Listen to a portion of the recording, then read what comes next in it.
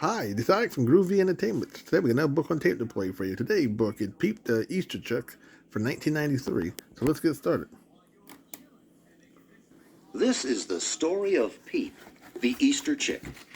You can read along with me in your book. It's time to turn the page when you hear this sound. Let's begin now.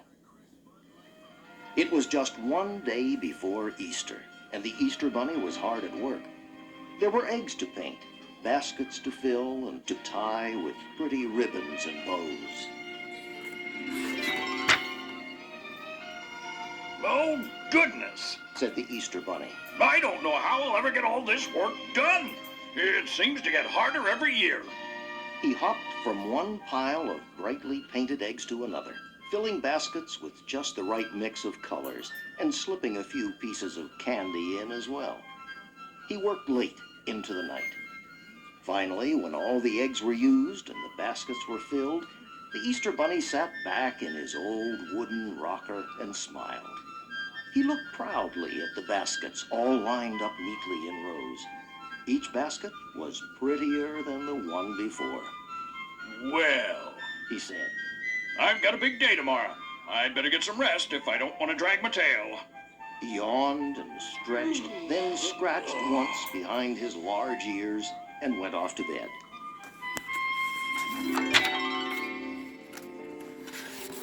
Later that night, while the Easter bunny snored and dreamed of big piles of juicy carrots, a faint sound came from the workshop. The sound came from the Easter baskets.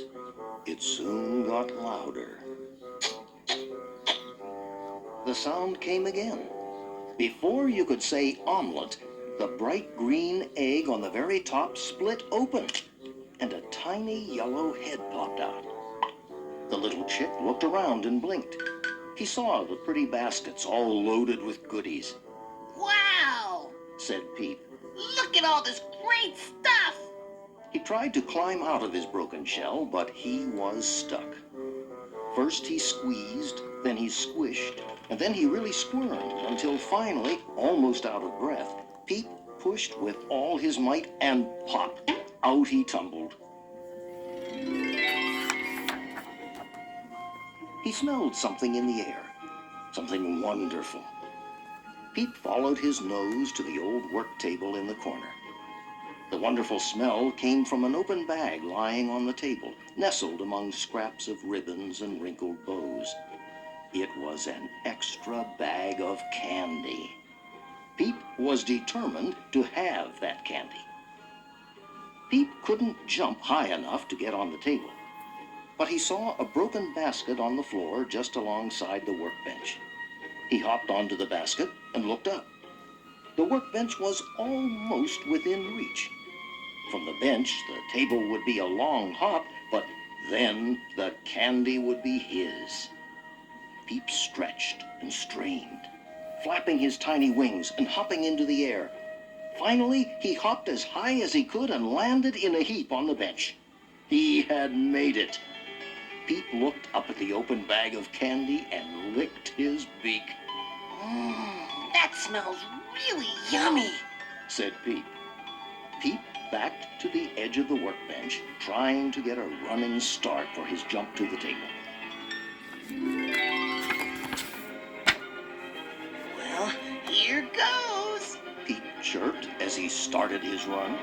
His skinny legs flew, his tiny wings flapped, and his little heart raced. He came near the table and jumped, Ah! yelled Peep as he flew through the air. Oh! Gasped Peep as he hit the table with a thump. Ouch! Said Peep as he rubbed his sore tail. Peep looked across the table at the open bag of candy. It looked so big, so full of delicious sweets that he forgot about anything else, even his sore tail. Peep rushed crazily towards the bag, not even noticing the tangled ribbons and open cans of paint that stood between him and the candy. Halfway across the table, his little foot caught tightly in a piece of yellow ribbon, and Peep tripped. He hit a can of purple paint and tipped it right over. That can rolled into another can, this time green paint, and knocked it over as well. The paint formed a bright, messy puddle on the table.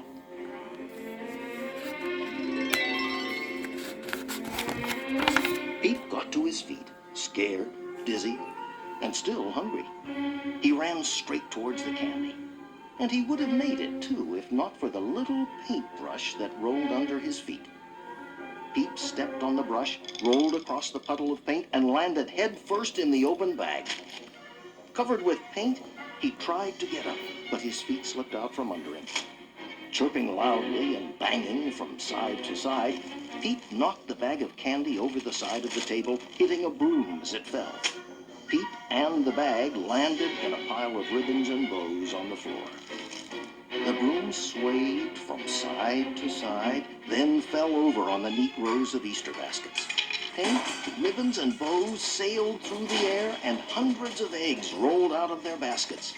Peep ran wildly through the splashing paint, dodging eggs and ribbons as he went. Oh, what's going on here? Shouted the Easter Bunny as he stumbled out of bed. Who did this? Peep hid in the corner, afraid to make a sound. Oh, all my work! The Easter Bunny wailed. All my beautiful eggs!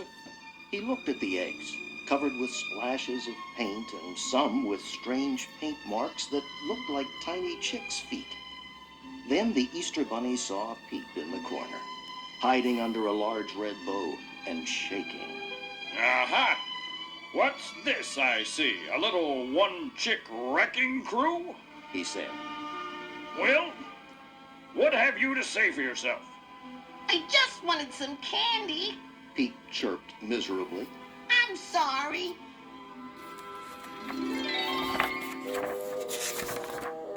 The Easter Bunny looked down at the little chick covered in 5 colors of paint. Little bits of ribbon stuck to Peep on every side. Poor Peep was a mess. The Easter Bunny lost his frown and began to laugh. Oh, there, my little friend. I see I should have checked the eggs more carefully. The Easter Bunny took little Peep and carefully cleaned his messy feathers. Then he began to refill the baskets with eggs and candy until all but one was ready. Oh, goodness, said the Easter Bunny. I'm short some eggs for this basket. What will I do? The children all count on me. But then he thought for a bit, and a big smile came to his face. The next day, children in every village woke to find their Easter baskets. They sang and played and traded eggs with each other. But one little girl had a different Easter basket. Her basket was only half full of eggs, but on top was a little yellow chick. Oh, you're so cute. She sighed. And look at these little colored spots. I think I'll call you Speckles. Pete didn't argue. He just sat on the basket, munching a piece of candy. Peep. Was all he said.